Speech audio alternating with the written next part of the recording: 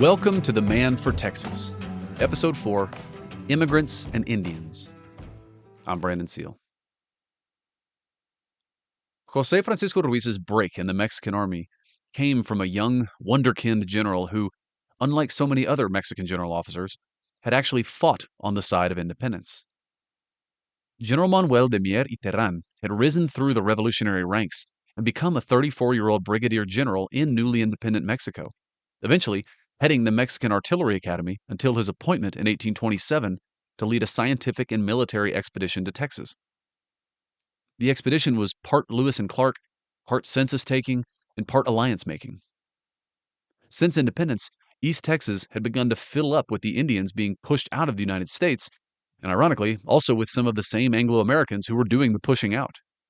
As many as 10,000 immigrant Indians descended into Texas in that decade. Kickapoos, Alabamas, Coushatta's, Delawares, Shawnees, Cherokees, and more. To the extent that these newcomers could be integrated into the Mexican economy and accepted by long-term residents like the Lipanes and the Comanches, it boded well for the economy of the region, which had always been driven by trade with Native America. For the same reason that he was open to new Indian immigrants, Ruiz and many of his Tejano allies were in favor of these new Anglo immigrants. Not just because he had lived amongst them for many years in his decade of exile after the Battle of Medina, during which he had fought and bled alongside them, in fact, but because these Anglos brought capital and access to the American economic juggernaut. Mier y Terán was much more alarmed than Ruiz by the growing Anglo-American population, particularly by their lack of assimilation into Mexican society and their almost total lack of appreciation that they were actually in another country.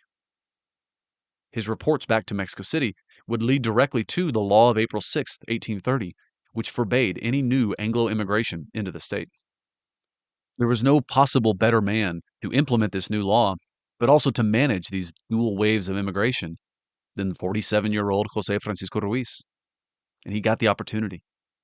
His familiarity, even fame, amongst the native Texans now preceded him, and even newcomer Shawnees soon heard about a Tejano captain in San Antonio they needed to go see, quote, good man, no lie, and a good friend to the Indians, Ruiz, end quote. On June 25, 1830, Ruiz led the old Alamo Company out of the Alamo and out of San Antonio to go found a new post on the Brazos River, a new capital for Texas, not far from modern-day College Station. The new settlement was to be called Tenochtitlan, named after the old Aztec capital, a not at all subtle attempt to reaffirm Texas's Mexican identity. Its location, smack in the middle of East Texas, would allow Mexican authorities to better monitor the new immigrant Indians and to stem the flow of now illegal Anglo immigration.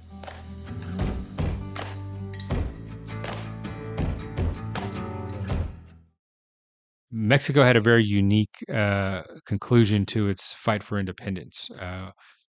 Many of the royalist officers who had been resisting independence ultimately saw the inevitable and, in an effort to maintain a conservative order, changed sides. Ruiz himself was in the middle of his Comanche diplomacy when that happened. He's given, as part of his pardon and as part of his Comanche expedition, he's given a military commission again. He's thrust into a situation where he's serving alongside the people that he has been fighting for the last, 8 years, fighting with great effect. And so there is an obvious tension there, a reluctance by these Mexican officers to give him assignments. He finds it very frustrating. He sends off a series of letters to his commanders, even to the president of the Mexican Republic, asking for an assignment, asking for a command. The posting to Tenochtitlan was Ruiz's time to shine, however. It required the exact skills that he had.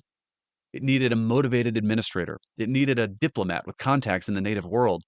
And it needed an established local, comfortable dealing with the new Anglo immigrants under Stephen F. Austin and others. Ruiz proved to be all three. And yet the job almost killed him. Here's a letter from October 30th, 1830, just 4 months into the posting.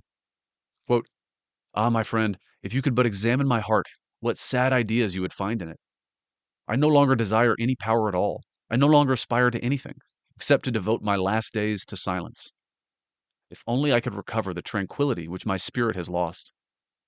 Patience, and let us leave it to time, for perhaps nature will bring things back into order." End quote. Despite what he'd been told, and despite even the government's grand ambitions for what this new posting in Tenochtitlan should be, Ruiz got virtually no support from the central government. The bureaucracy and the inefficiency of the Mexican Republic becomes very plain and obvious very quickly. It's a very difficult assignment. There's no infrastructure whatsoever.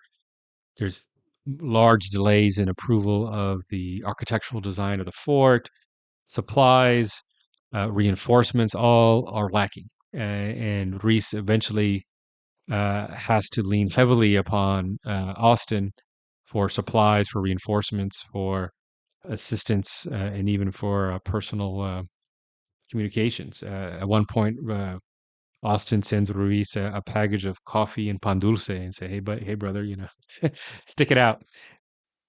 The experience, ironically, probably helped to strengthen his relationship with Austin and other Anglo immigrants. But again, to repeat this point, but I mean it literally this time, the job was killing him. Ruiz catches an illness, which is one of the mysterious things we kind of discuss in the book. Has outbreaks over his whole body of a rash of some point, and he gets pretty desperate in his physical condition as well. It's very cold. Ruiz, I would say, very much his correspondence gets very dark and showing elements of despair. Tenochtitlan should have been a career capstone for the 47-year-old Ruiz. An independent command, founding a new city, living on the edge of the frontier on which he had made his name. Instead, it shattered his faith in the prospects of the young Mexican Republic. And eventually, he'd had enough. There are uprisings in Anahuac and other places where he's ordered to march to. He flat out refuses, and he abandons the project. He ultimately says, "I'm going to march back to San Antonio, and you can do with it what you will."